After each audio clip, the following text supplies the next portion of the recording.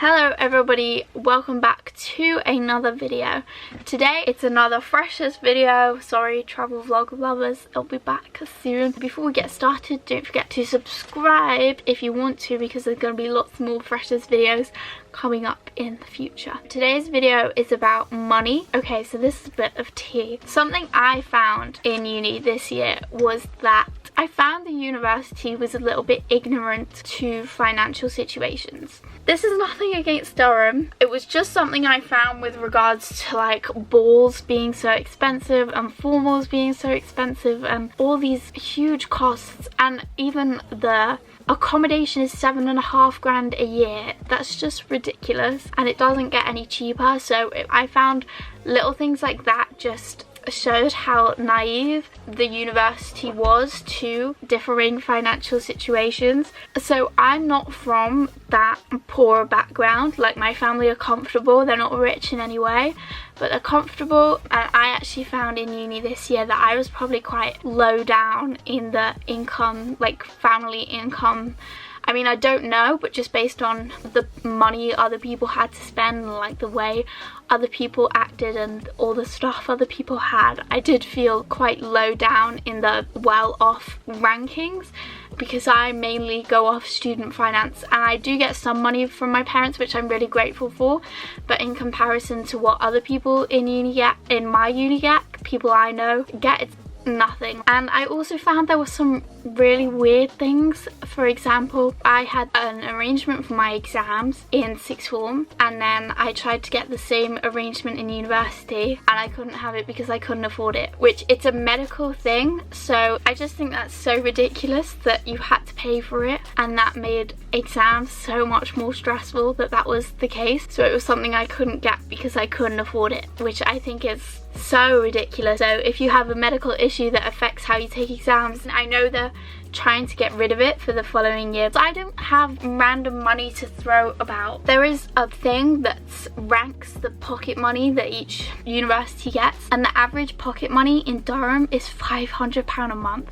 Can you imagine £500 a month? When I read that, I was so confused. I was like, Mum, why am I getting £500 a month? That is something I noticed, and people like compare what private schools they went to and all these random stuff, and like so many people I know, their parents pay their rent. I couldn't even fathom asking my parents to pay my rent. My parents have 3 kids in university. We all get the minimum from student finance as well, because our parents' income is above the threshold. But yeah, it's above the threshold for one, but there's 3 of us in university, so my parents can't support us all. So I think the way student finance works isn't that fair. But at the same time, saying all this, I did survive, but I didn't have to buy food this year, so I'm not actually sure if I would have survived. But I did survive, so that's okay. You can make it work. 2 things that I think really made me struggle with money was spending on nights out. Cap it down. Just take cash, because otherwise you're gonna go crazy, which I did every single time. And then another thing is cut down on sweets.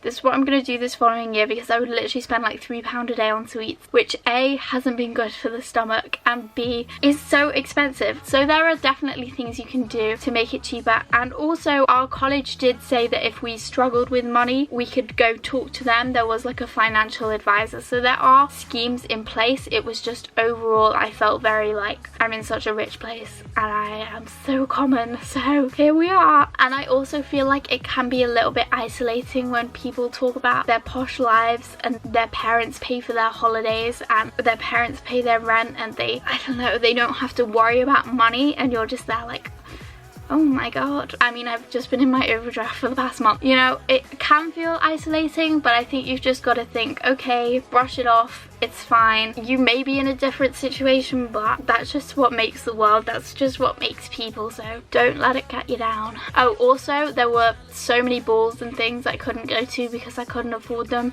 That's fine, they don't really matter. Balls aren't things people will be talking about for years, so just don't feel like you're missing out or anything. It's absolutely fine. The next thing is remember your summer rent. This is something I didn't do that put me in my overdraft. I thought I had so much money spare, so I spent it all, and then I realized I had to pay rent over the summer and I had no money to pay it. So when you're getting your house for second year, check when the rent starts, because you don't want to be in a situation like me. And yeah, the final thing is Durham accommodation is more expensive than most universities. When you're picking your accommodation, just look into the other options available. Like, I think maybe if I went into a Unite Students block this past year, maybe it would have been more cost effective to that, and make sure your student finance covers your accommodation. Mine did just about, thank God for that.